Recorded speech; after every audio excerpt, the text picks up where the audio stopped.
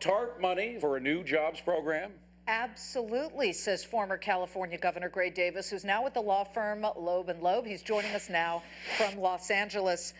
We're really a flutter about this because when you see a $200 billion we didn't use it type of credit, people look and say, phew, that's great. And then now all of a sudden there are people in line just to spend it all. Why is this a good thing?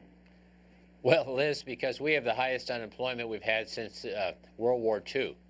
And everybody wants to see people who are unemployed get a job, become a taxpayer, become a consumer, and give one more reason to investors who are sitting on the sidelines on cash to invest in this country. I mean, we can't have 2-3 years of very high unemployment and maintain social stability, much less produce the revenue that I spoke of before. But, Governor, the lessons of the past couple of years is that you shouldn't spend more than what you have, whether you're an individual, a state government, I needn't remind you of that, or a federal government. Sure. And this is borrowed money. It's a borrowed credit line, actually. It's not like there's a cache of money left over from TARP or money coming back. It's a credit line. How can we use borrowed money to, again, borrow more money to spend money? I mean, that goes against everything that we've learned in the past couple of years. Again, I think our highest priority is to give people an opportunity to get off the unemployment rolls and provide for their families. And you can use this money or you can use other sources of money, but basically a job tax credit that, for example, does not pay the employer until the employee has worked 18 months for that employer, or underwriting GO bonds of the 50 states. That actually will cost you nothing just to guarantee those bonds, but in California produce about $5 billion for the next, the life of the bond, 20 years, and would have interest rates at, instead of 9%, between 2 and 3%. So there's a lot of ways you can affect economic opportunities for people without putting out the money first and hoping for good things later. Governor, the Democrats get accused of spending too much, and of course there's been so much spending, and it is a little ironic considering over the 8 years of Bush, every spending package was rubber stamped.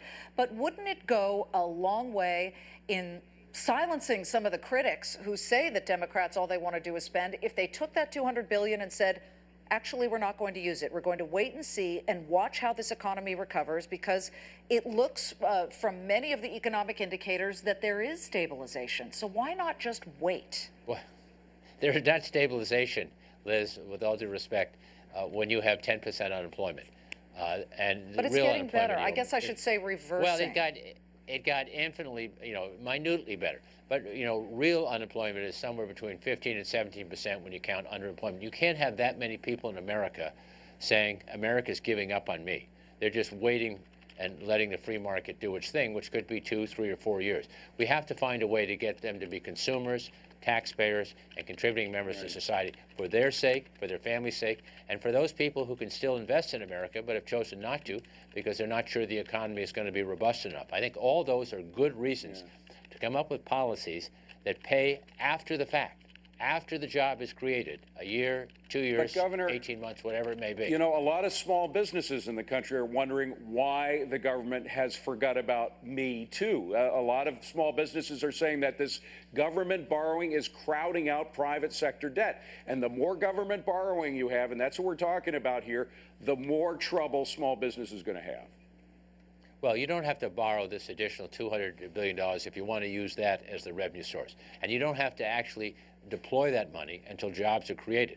And if you want to use that money to guarantee the GO bonds in the 50 state, hopefully you wouldn't have to write a check for a single penny, because I don't think any state is going to default on their GO bonds, and that will create construction jobs when the GO bonds are issued. So there's a lot of ways you can provide opportunities for people who are unemployed to get back on the job rolls without putting out the money first, as I said before. Governor Gray Davis, great to hear your perspective. Thank you for coming on. Liz, nice to see you. David, good to be with you. Thank you very much. Fair and balanced, we now